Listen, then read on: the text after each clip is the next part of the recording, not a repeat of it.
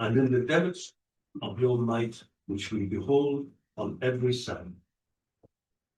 We thank you for all the beautiful gifts and gracious promises of this season of brightness and hope, when we trace again the workings of the unseen power which calls forth fresh life and growth and renews the face of you. And while we give thanks for the beauty that surrounds our path, we live in hope that it might find some reflection in our own hearts and lives. May your creative spirit refresh and renew our souls, and may the precious seed of truth fall into fertile ground where it can spring up and bear fruit abundantly. And I think you should have a copy of the alternative Lord's Prayer. Eternal Spirit, ever present, whom we have eyes to see. We stand in awe in the presence of the universe. In its proper time, may the mystery unfurl before us. Though fettered by our earthly lives, may the depths of the Spirit be present to us.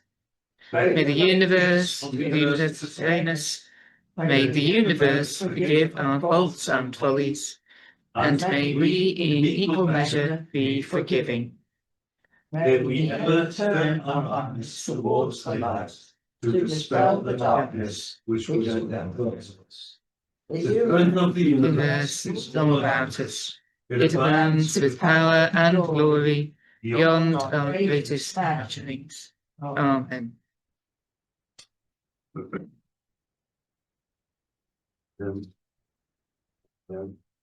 First reading today comes from a book which I read ages ago called Rescuing the Bible from Fundamentalism, and it was written by somebody called Bishop John Shelby Spong, which I'm sure you've heard of, some of you've heard of, yeah. He's an American.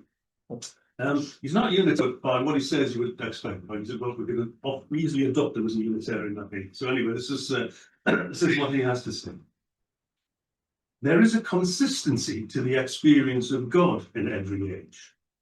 The inconsistency, indeed the fallacy, is in the words used to articulate that experience. For words are both limited and dated. Literalized words always distort experience. And if these words are frozen so firmly they cannot change with the times, then they will finally render inaccessible in another time the meaning they once conveyed. We today do not think in natural, supernatural categories. God is not for us a human parent figure. We do not see human life as created good and then as falling into sin. Human life is evolving, not always in a straight line, but evolving nonetheless into higher and higher levels of consciousness. We do not need the divine rescuer who battles the demonic forces of a fallen world in the name of a creator God. We are not likely to turn the Christ story into the mythological tale that begins with virgin birth and ends in the cosmic victory over death.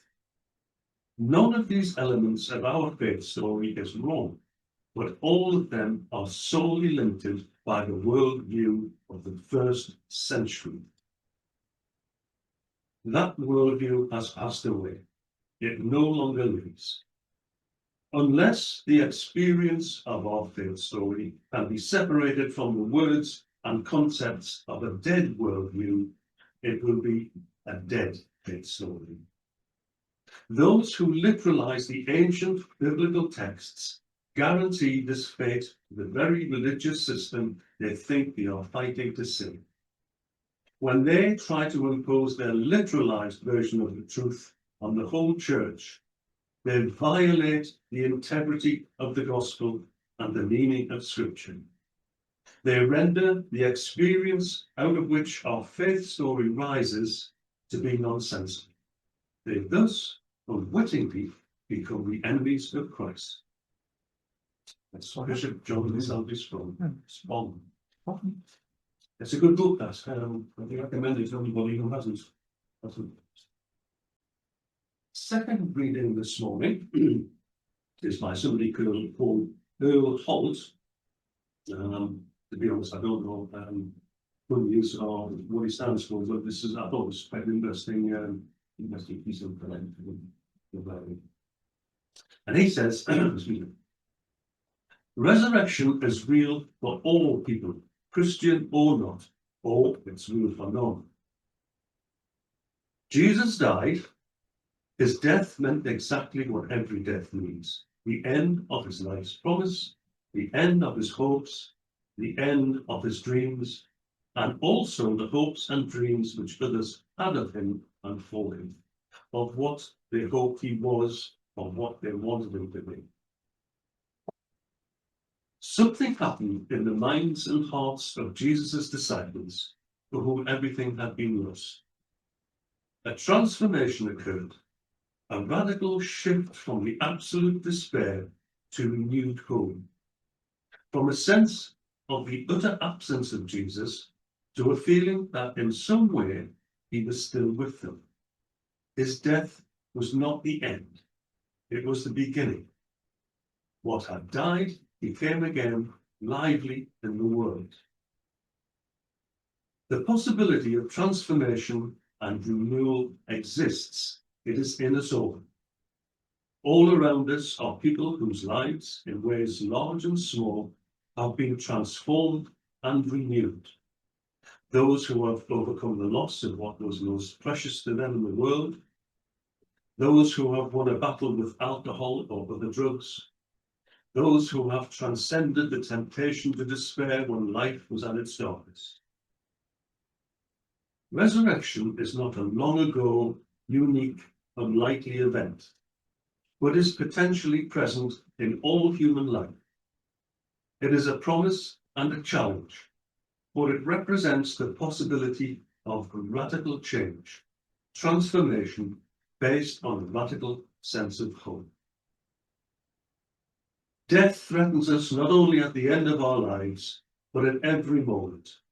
The thousand little deaths of the spirit, the grievances we carry with us, the discouragements and sorrows that weigh us down, the sense of frustration or futility that darken our days and drear our nights. Easter is the promise that we can be reborn. It is the promise of new life. It is the assurance that in the midst of death, we are alive. The Easter faith can be expressed in two words: life wins.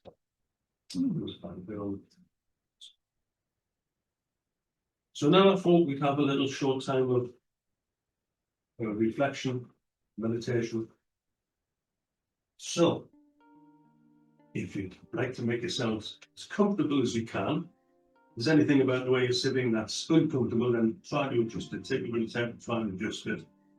And be completely sort of supported by the chair you're sitting on. If you want to, you can close your eyes. But take a little bit of time to relax. Forget about the hustle and bustle of what's going on outside. And try and release any tension that you might be in. One good way to do that is to fix your attention on your breathing. It's not an attempt to change it when you go, but you may notice that it may change on its own accord, perhaps getting a bit deeper and slower, but allow it to take its own course. So as I say, bring attention to your breathing. So keep your attention centered on the breath. Be aware of breathing in and breathing out. Speak with this sound. If you notice thoughts wandering, just bring your attention back to your breathing every time. They will naturally wander. Just concentrate on the breathing. And let your breathing do its own thing in its own way, at its own pace. In our physical world, air and breath are a sort of reflection of spirit. life force. So as we breathe in, notice how good that feels. We are effortlessly and consciously experiencing ourselves as life force. So let's have some few minutes still quiet devotion. Unity is here and now. We are within it, it is all around us. We are within it, much like butterflies floating on the light permeated air. Everything is already here, eternity now, and will be. I thought we do 3 readings, but I found this one, which I thought was quite interesting, and by somebody called Rudolf Nemser, N-E-M-S-E-R. Says this: the deepest truth I've discovered is that if we accept the loss of what has been, friendship, an understanding, a way of life, a beloved person for some reason gone away, if we give up clinging to what is irretrievably gone, pretending it is not lost, or refusing to live any other life than that which we had, with what can never be again, then that nothing, you without that friendship or person or place or feeling, you as you are now, life as it presently is not barren, but can be enormously fruitful. New things happen, new growths take place, fresh strengths, greater understandings. Everything that one has lost comes flooding back again out of the darkness. Memories, dreams, enjoyments, the sounds of a voice, the touch of a hand come back brilliant and alive, come back as glorious parts of life. One's relationship to it is now free and unclinging. You can go on, live with the past, taste that part of life that was lived, but also create a new, untried life without denying the relationship as it was. You can be free and unclinging in change. But the richness of the nothing, when what you loved has gone and there are few familiar markings, contains far more. It is the all possible. It is the spring of freedom. We can be true to the past without being its prisoner. We can embrace the present. It is all possible. We can move into the future with hope and even expectation. And that very interesting, considering our situation. At the heart of Christian religion is the belief in the resurrection of Jesus. St. Paul says that without that belief in Jesus being raised from the dead, his faith is futile. And yet, that belief is founded on very little of any tangible, authenticated historical evidence. Numerous historians and biblical scholars have delved deeply in order to shed some factual light on the events that surrounded the life, death, and possible resurrection of this man Jesus, but the results have varied greatly, with much depending on the predisposition of the person doing the research. I've done a bit of reading on the subject, and the propositions put forward, always based on the same available evidence, have varied from proof that Jesus was God incarnate to proof that the man never existed at all, and that the full story of his life is known now. The big problem, of course, with research in this field is the serious lack of factual evidence.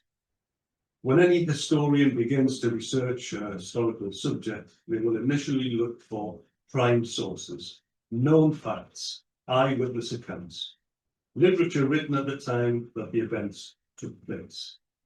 So the problem they have in researching the history of Jesus is that these prime sources are very sparse and are difficult to validate in some cases. The Gospels, those that the Church eventually chose to include in the Bible, were written many years after the death of Jesus. Some were not written by the authors they are accredited to, and certainly not by eyewitnesses. It's probable that St. Mark's Gospel was written in Rome at least 50 years after the death of Jesus, and there is ample scope to believe that a lot of what was written was done so in order to promote and establish the emergent new religion. It's interesting, and Paul Walker mentioned this as well, to know that chronologically St. Paul was the first to write about Jesus, yet there is very little mention in his writings about the miraculous events surrounding the life of Jesus, like that in which we find in the later Gospels. The fact is, there are no valid eyewitness accounts and little, if any, physical evidence of the existence of Jesus of Nazareth. Any stories that did purport to come from eyewitnesses would have been passed down via the oral tradition. And it's fairly accepted that most of the population at that time and in that region would not be literate. So the stories would be passed down by word of mouth. And like all stories told in that way, would inevitably become embellished and changed as time moved on from the actual events. Especially if the purpose of passing on those stories was to persuade people of the importance of this new religion. And then, of course, there's the problem of misinterpretation. We all know how difficult it can be to accurately convey the meaning contained in one language into another, especially one that is totally different from the original. Aramaic to Greek to English and Old English at that could easily result in linguistic distortions of words and phrases that entirely changed the meaning of the original enactment. But I think what's more important is that we tend to read the biblical texts through our eyes, the eyes of the 21st century, and interpret the meanings through a 21st century consciousness. For example, today, for most believers, God and heaven and we in our earthly human existence are generally thought of as being two totally different realms with very little interaction. But in the time of Jesus, however, and for centuries before, interaction between gods and humans was a generally accepted fact and quite a common occurrence in the mythology of the time. Gods would come to earth, they would do great deeds, or they would come and produce marvelous offspring with chosen mortals, and some humans could become gods as a result of their deeds on earth. This was more of a pagan tradition, but it can also be detected in certain parts of the Jewish history with the deification of their kings. For example, King David was regarded as a god, and we should note with interest that Jesus' lineage at some point was traced back to King David. So for a human being to become a god was not an uncommon occurrence in the times that we're looking at. The necessary criteria being simply that the human being in question had performed deeds of great note or had been someone of high regard.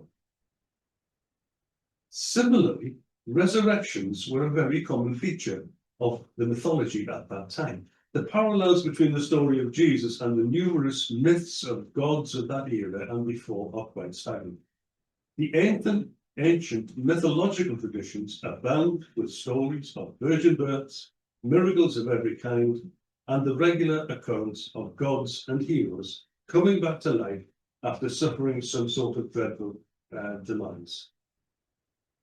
So even though to our modern sensibilities, the idea of men becoming gods, or gods coming to earth via the womb of a virgin, or gods allowing themselves to be sacrificed and then rising from the dead is understandably difficult for our modern day scientific sensibilities to accept, to the illiterate peasant living in the Middle East 2,000 years ago, and indeed to the intelligentsia of that time, none of this would have been particularly out of the ordinary.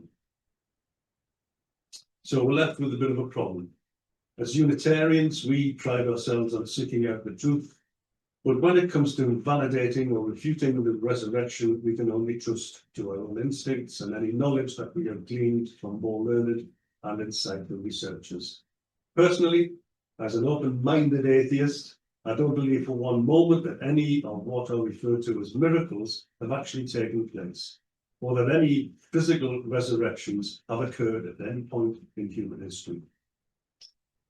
I do like the quote by Thomas Paine that the occurrence of miraculous events seems, curiously enough, to have diminished in proportion to the development of our ability to scrutinize their validity. But what's interesting is how and why these stories developed and became a stable part of man's thinking.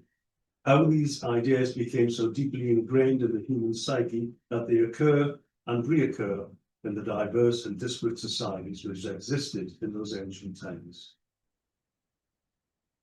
One theory is that they came about as a result of an existence that necessitated a much more intimate relationship with nature and a deeper, if not rather simplistic, understandings of the workings of nature.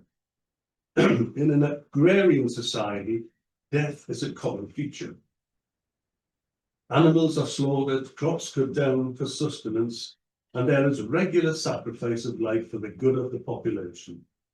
But new animals are husbanded to replace the old, and the seeds of the old crops produce the new ones on a regular basis. Life is cyclical, and death, whether natural or imposed, as an important part, if not essential part of that cycle, the old giving way to the new. There is a saying, there is nothing new under heaven or earth. And if we are to believe what up to now has been accepted as scientific fact, that matter or energy can be neither created nor destroyed, then it goes a long way to explaining why death and destruction are an integral part of life on earth. If something new is to be created or developed, then what constitutes that new creation or development must come from the demise or transformation of what already exists. So rather than seeing death or destruction as an end, if we think of it in cyclical terms, it becomes instead a transformation, an evolution, a rebirth. And isn't that what Easter Sunday and the stories of the resurrection are really all about? What we are celebrating today, though it's couched in religious form, is the rebirth of the sun, the emergence of new life, the earth coming back to life and being re-energized after the darkness and cold of the winter. Darkness and light, death and rebirth, sacrifice, resurrection, all aspects of the cyclical nature of life that have become deeply ingrained in our collective subconscious over the vast amount of time that it has been experienced by our ancestors. Bringing it back to the present, it strikes me that this is still a celebration of resurrection and rebirth is particularly relevant to us as a congregation when we consider the recent decisions that we've taken with regard to our future. I think it's fair to say that for a while in the recent past, the future of this church looked pretty bleak. Building congregation, building that was draining us financially and spiritually, and a certain lack of cohesion about the spiritual direction that Unitarians should take now that it has stopped being exclusively Christian. I remember Tom McCready once said, that was something that took me for some time. In a nutshell, it's simply this: what does the future hold for a movement, that's Unitarianism, whose reason for being and prime objective was the promotion of religious tolerance, now that religious tolerance is the accepted norm in civilized, enlightened society? I mean, when William Turner was a ministerial farmer of the chapel in Newcastle, you couldn't hold public office in this country unless you accepted certain religious principles dictated by the established church. And taking the sacrament was a prerequisite for holding any government position. But the battle that Turner and Unitarians took part in has been won. We no longer have those intolerant religious restrictions imposed upon our daily lives. But the remnants of the army that fought for this freedom are still on the battlefield, looking for something to do. It's not to say that we should declare victory, take down the flags, pack our bags and go home, nor that Unitarianism is an anachronism that has served its purpose. But this may well be an opportune time to re-examine what our core purpose is, what Unitarianism now stands for, and what our relevance to modern society is or could be. For me, I think it's about helping individuals finding their own spiritual path and fulfillment, involvement in good causes, helping our local community in a practical way, and in the promotion of both physical and spiritual care for those who need it. Others may have a different view, but one thing I think we can all agree on is that we need to adapt to changing circumstances. People change, society changes, ideologies change, the world is changing, and we need to change while retaining the basic precepts that were the foundation of our movement. We are now in the early stages of that adaptation. The old has gone and the new is emerging, but it's change that will have to be handled with great care, just like the birth of the newborn. The story of Easter, whether myth, legend or fact, is one of regeneration, transformation and renewed hope for the future. It is about the old giving way to the new, darkness being replaced by light, despair by hope. But that hope, I think, is very much reliant on the willingness on all our behalf to embrace change, to move on and to take that leap of faith into the unknown. Without change, we may never know what could have been and how our lives and the future of this church could have been. But I believe that we can be certain that without change, Unitarianism in Newcastle is very likely to struggle to survive. So the time has come, I believe, for us soldiers milling about on the victorious battlefield to muster and march up to face new challenges. We're happy in the knowledge that we're better equipped and better able to face new challenges, armed with the lessons that have been learned in the past. I recently came across this quotation I thought was quite pertinent to our circumstances. To paraphrase it, it simply says, unless you strive to progress and grow, you will almost certainly regress and diminish. And I leave you with some words from St. Craig Lounsborough. In the oddity, or maybe the miracle of life, the roots of something new frequently lie in the decaying husks of something. So, our benediction.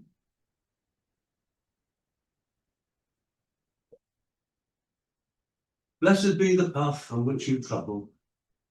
Blessed be the body that carries you upon it. Blessed be your heart that has heard the call. Blessed be your mind that discerns the way.